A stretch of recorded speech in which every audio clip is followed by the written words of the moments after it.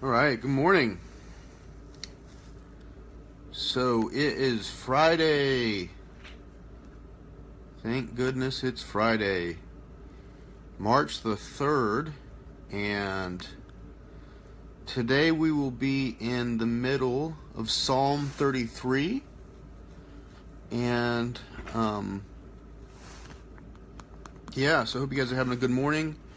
Everybody's off to school and to work, and so here we are.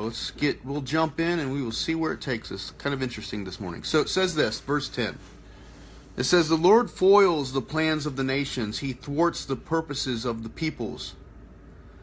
But the plans of the Lord stand firm forever, the purposes of his heart through all generations.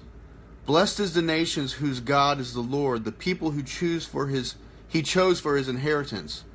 From heaven the Lord looks down and sees all mankind. From his dwelling place he watches all who live on the earth.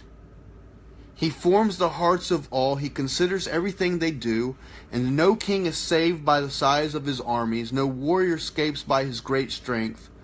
A horse is a vain hope for deliverance. Despite all its great strength, it cannot save." And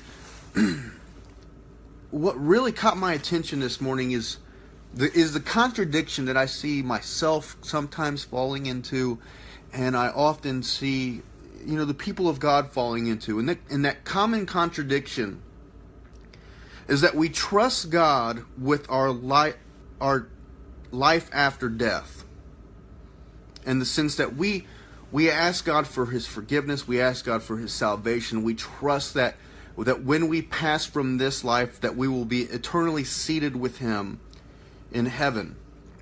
And so we trust, as a Christian, perhaps the bedrock, or part of the bedrock of our faith, is trusting God with our afterlife. But one of the traps that we can fall into is that even though we trust God with our life after death, we don't trust him with our life before death.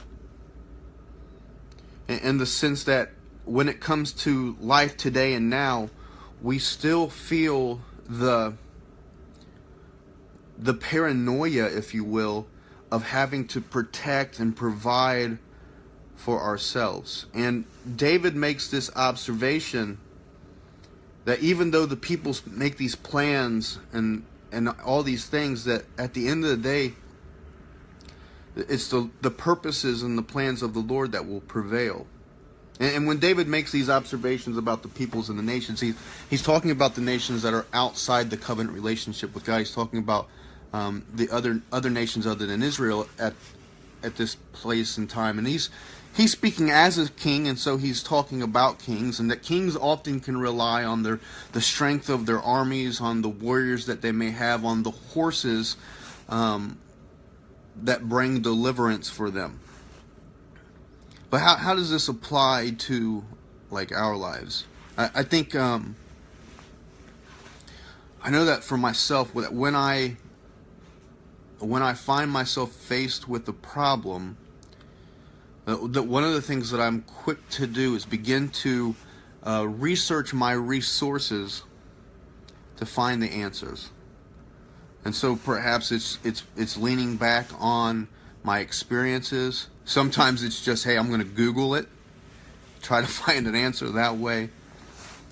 And what we can do is that instead of trusting God with our life here today, we lean on our own understanding, we lean on our own resources, we lean on our own abilities instead of trusting in him now. I was having a conversation with a friend of ours. His name's Dan Marinich, and he's such a wise and gentle and peaceful person. But he was he was telling me the story this past week. He was working on a washing machine, and there was something that wouldn't drain, and he could not figure out how to get it to drain. And if I was in that situation, I would Google it. I would call my brother Luke. I would find somebody who knows what they're doing to fix the situation. But he told me, he goes, so I closed my eyes and I asked God, Father, show me how to fix this washing machine. And he said, then all of a sudden he had an idea, and he did it, and he was able to unclog the washing machine. That when faced with just this very basic common problem in front of him, instead of leaning into his own resources, he simply just asked the Father for an answer and got it. And the lesson that I learned in that moment and have been thinking about since then is that Dan trusts God with his life before death, not simply his life after death.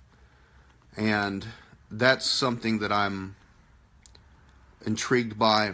It's something that I feel that God's calling us to. He's calling me to, I know that for sure. So what does that look like for you today? What does it look like not simply to trust God for our afterlife, but what does it look like for us to trust God here today, now, in the midst of our circumstances, in the midst of our situations, in the midst of our problems? And what David says here is that we can have the tendency to lean on our own capacities and abilities, our own armies, our own strengths. But the people of God, they know that their strength is in the Lord and leaning into Him. So, hopefully that makes sense to you guys today. Hope you guys have a great Friday. It is Friday, and so today is Step Out in Faith Friday. And so what does that look like perhaps today for you to step out in faith and begin to trust God with your life before death and the here, now, every day? And so we'll see you guys on Monday. Remember, no devotions on Saturday and Sunday. And so hopefully you guys have a great weekend. Get some rest. And we will see you on Monday. Love you guys. Bye.